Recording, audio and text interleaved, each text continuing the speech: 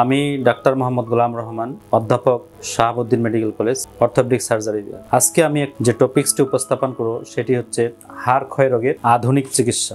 হাড় ক্ষয় আমরা সকলেই জানি এবং সকলের ক্ষেত্রেই আমাদের এটি বিদ্যমান হবে।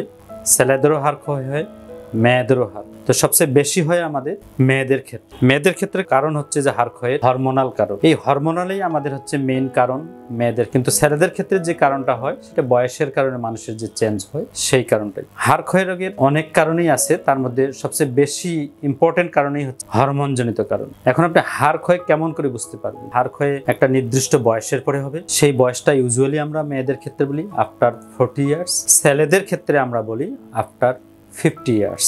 এখন আমরা আগেই বলছি যে আসলে মেয়েদের ক্ষেত্রে এটা বেশি হয়। মেয়েদের ক্ষেত্রে কি কারণে বেশি হয় সেটাও আমরা বলছি। আসলে কেমন করে বুঝবেন আসলে একটা নির্দিষ্ট বয়সের পরে আমাদের হাড় ক্ষয় হয়? বয়সের কারণে যেটা হাড় ক্ষয় হচ্ছে সেটা বুঝতে পারি আমরা এইভাবেই যে আসলে সেই রোগীটা অথবা সেই মানুষটি আপনাকে বলবে যে আমরা পিঠে ব্যথা করতেছে, কোমরে ব্যথা করতেছে, গিরায় ব্যথা করতেছে, অথবা মানুষটা শর্ট হয়ে যাচ্ছে। যেমন আগে ধরেন হাইট ছিল তার 5 ফিট 4 ইঞ্চি, এখন দেখা যাচ্ছে তার হাইট হয়ে গেছে 5 ফিট 3 ইঞ্চি, কুজা হয়ে যাচ্ছে।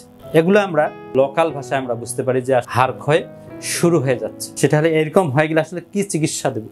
এরকম যদি কাউকে আপনারা লক্ষ্য করেন অথবা কারো ভিতরে বিদ্যমান হয়, তাহলে আপনাদের কাছে প্রথমে যে জিনিসটা প্রযোজ্য হবে কিংবা যে জিনিসটা মনে করতে হবে আসলে কি ধরনের হাড় ক্ষয় হয়েছে, কতটুকু হাড় ক্ষয় গেছে, সেটার জন্য একটা পরীক্ষা নিরীক্ষার দরকার। ওয়ার্ল্ড হেলথ অর্গানাইজেশন অনুসারে যে পরীক্ষাটি আমাদের কাছে আজকাল বড় বড় সেন্টারগুলোতেই বিদ্যমান, সেরকম একটা পরীক্ষার নাম আমি এখানে উল্লেখ করবো আজকে। সেটা হলো বিএমডি টেস্ট, দ্যাট ইজ বোন মিনারেল ডেনসিটি টেস্ট। এটা এমনই একটা টেস্ট, এটা নির্ধারণ করে দিচ্ছে যে আপনার শরীরে হাড় ক্ষয়টা কতটুকু, কোথায় বেশি কোথায় কম।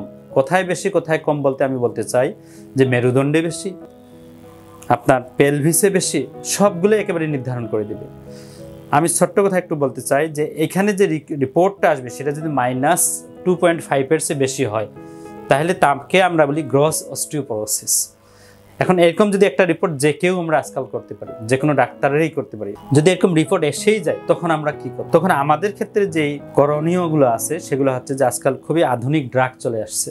আগে দেখা যেত যে এই একটা ড্রাগ নিয়ে আসার জন্য আমরা অনেক রোগীকেই সাপোর্ট করতাম যে বিদেশ থেকে এই ওষুধটা নিয়ে আসেন, এবং একটা ইনজেক্টেবল ফর্মা ওষুধের দামে হচ্ছে 1 লাখ থেকে 1.5 লাখ, আগে এরকমই ছিল। তো আজকাল আমাদের দেশে অনেক ফার্মাসিউটিক্যালস কোম্পানি এই ধরনের ড্রাগ তারা নিয়ে আসছে মার্কেটে, এবং প্রাইসও হচ্ছে খুব রিজনেবল প্রাইসের ক্ষেত্রে বলা যায় অনলি 5,000 টাকা টু 6,000 টাকা। সুতরাং ইজিলি আপনি এই ড্রাগটা অ্যাপ্লাইং করতে পারেন। এই ড্রাগটা অ্যাপ্লাইং করলে সুবিধা এইটাই যে ওর যে রেটে হাড়টা ক্ষয় হয়ে যাচ্ছে সেই রেটে আর হাড় ক্ষয় হবে না, স্টপ হয়ে ডিলে হবে। এর পাশাপাশি আপনি ওই রোগীটাকে তার লাইফস্টাইলটাকে চেঞ্জ করতে বলবেন, খাদ্যাভ্যাস চেঞ্জ করতে বলবেন, পাশাপাশি তাকে এক্সারসাইজ করতে বলবেন। সুতরাং প্রিভেন্টিভ ডোজ, যেটা আমরা ড্রাগের কথা বলছি, ড্রাগ, এরপরে হচ্ছে খাদ্যাভ্যাস চেঞ্জেস, এক্সারসাইজ, যে শান্ত ওয়াকিং এক্সারসাইজ।